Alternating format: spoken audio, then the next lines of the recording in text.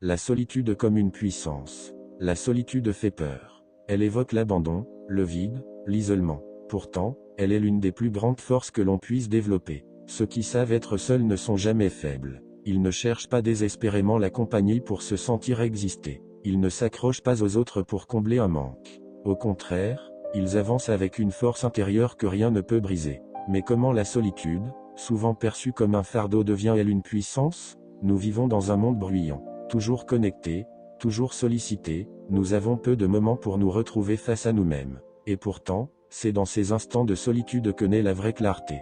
Quand on est seul, on n'a plus de distraction pour fuir ses pensées. On se retrouve face à nos doutes, nos peurs, nos désirs les plus profonds. Cela peut être inconfortable, mais c'est essentiel. Parce que comprendre qui l'on est, c'est la base de tout. La solitude nous oblige à faire face à notre vérité. Elle nous montre ce qui nous manque vraiment, ce que nous devons travailler, ce que nous voulons réellement, loin des influences extérieures. Elle est un miroir qui ne ment pas. Et une fois que l'on sait qui l'on est, on devient inébranlable. La majorité des gens dépendent des autres pour leur bien-être. Ils ont besoin d'être entourés, validés, rassurés. Mais cette dépendance est une faiblesse. Car que se passe-t-il quand ces personnes disparaissent? Quand elles s'éloignent? Quand elles ne sont plus là pour remplir le vide?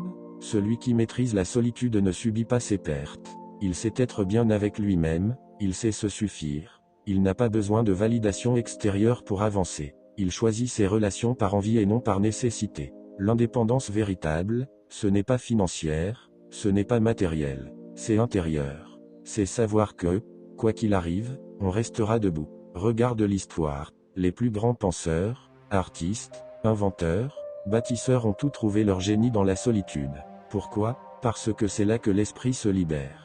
Quand on est seul, on pense différemment. On est plus influencé par le bruit extérieur. On peut explorer de nouvelles idées, créer, imaginer sans limite. La solitude offre un espace mental immense, un terrain fertile où peuvent germer les plus grandes visions. Ceux qui savent utiliser leur solitude ne la remplissent pas avec des distractions vides.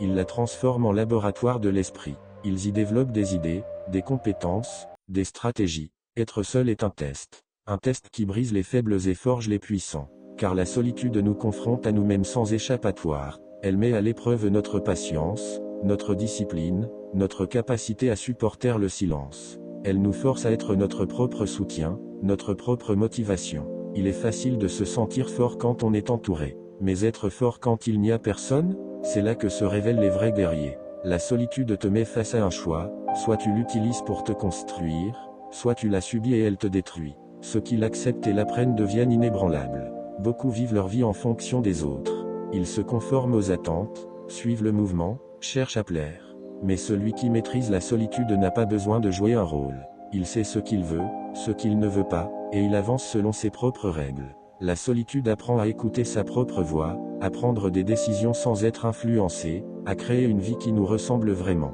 Elle libère des pressions sociales, des jugements, des peurs irrationnelles liées au regard des autres. Et une fois qu'on a goûté à cette liberté, on ne revient jamais en arrière. Conclusion, dompter la solitude pour devenir puissant. La solitude est un outil puissant, mais seulement pour ceux qui savent s'en servir. Si tu la fuis, elle te rendra faible, te fera douter, t'enfermera dans l'illusion que tu as besoin des autres pour être bien. Mais si tu l'embrasses, elle te donnera une force intérieure que rien ne pourra briser. Apprends à être seul, pas comme une punition, mais comme un entraînement. Un entraînement pour devenir plus fort, plus clair, plus libre. Parce que celui qui sait être bien seul, n'est jamais vraiment seul. Il est avec lui-même, et cela suffit.